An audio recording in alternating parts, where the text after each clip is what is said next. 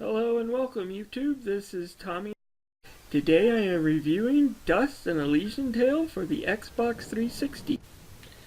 Now I got this game a few years ago back when it was on sale for Christmas for about $7.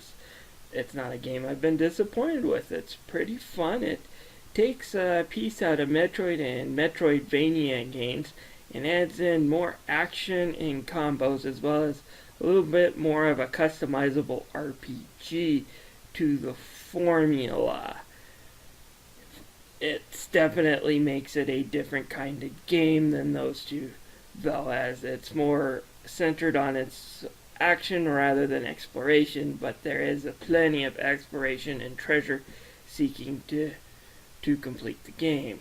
The game opens up in a secluded den where we see our hero Dust awakening. He has no clue who he is, and he is quickly met by two friends. First is Oren, a talking sword.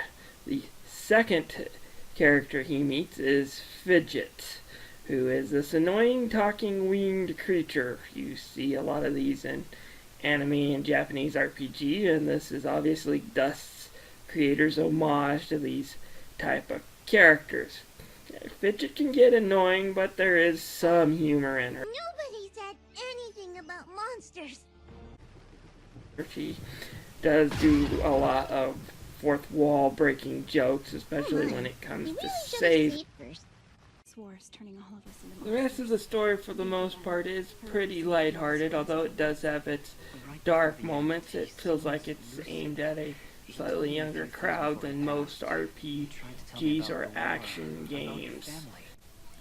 And one of the main plot points about Dust trying to find his true identity does have an interesting payoff towards the end, while the plot keeps on throwing many clues at what it possibly might be, both good and bad.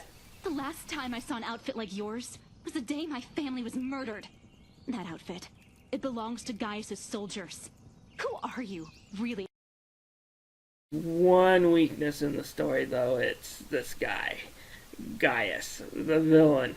Sure, you hear plenty of evil things he's done, but not only did they not make him look evil, you rarely see him act evil at all.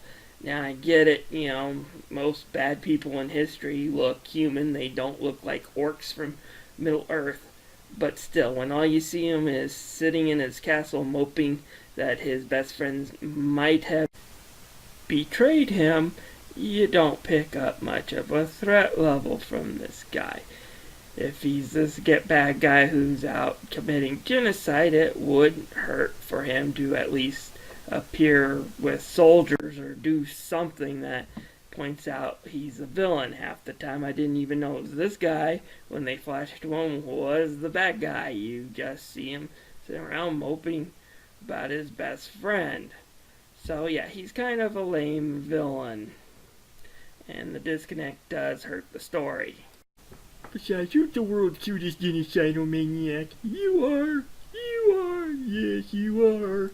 What can I say about the graphics in Dust other than it's beautifully animated? The backgrounds are gorgeous, the sprites and the special effects are good. Just look at the action scenes and how well it's animated when you get into a fight right here. The character models and cutscenes are still pretty good, and they have a animated look to all of them.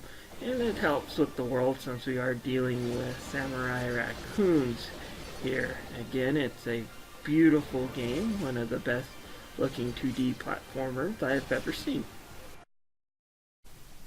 The sound and music in this game are pretty good. The voice acting is pretty top notch. There isn't any real big talent in this game, but they still managed to hit the right notes. No character falls down real flat, real hard. My capabilities.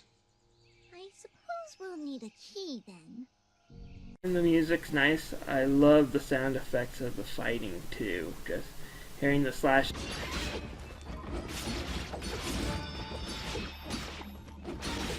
And I'm glad they didn't make a mistake a lot of publishers and developers do in action games, and that is to give the characters their own battle quotes that repeat endlessly.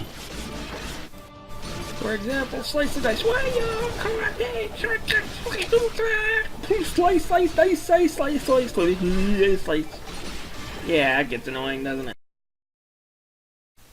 Now, the gameplay in Dust, if you can't tell by my video clips, is very button mashy and action oriented. You do press X to slice, and you do press Y a lot to complete the combos.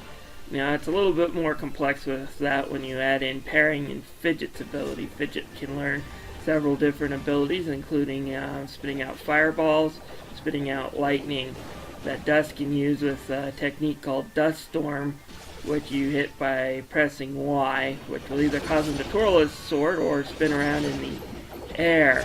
By doing that, her fireballs will go everywhere and the attack will become more powerful. You can chain these together quite easily. The whole system is around getting higher combos for more XP and loot when you win. For even more complication, there's also parrying. By timing an enemy strike with a press of the X button, Dust will be able to stun an enemy and you will get greater damage for your attacks temporarily. Again, more combos means more experience and loot to spend.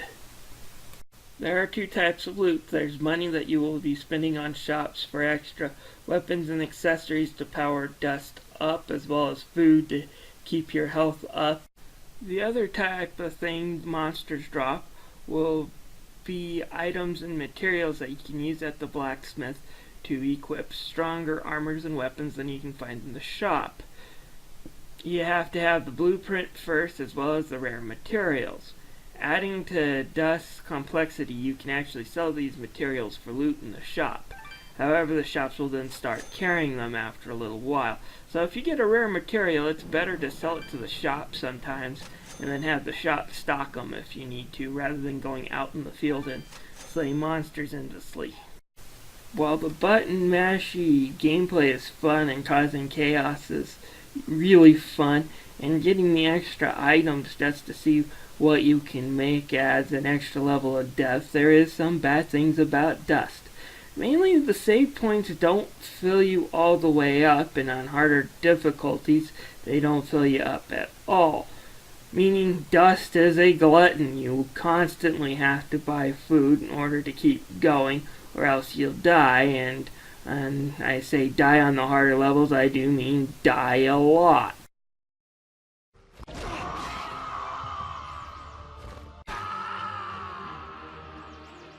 Oh well, at least it's nice in one way. Every wall you break gets you a wall chicken, which is a homage to classic Castlevania, which Dust is inspired by. While it's not perfect in all areas, Dust and Elysian Tale is a really fun game that's available on Xbox Live Arcade and or Steam. I give Dust and Elysian Tale a 5 out of 5. Right now, if you're an Xbox Gold member, it is free until May 15, 2014.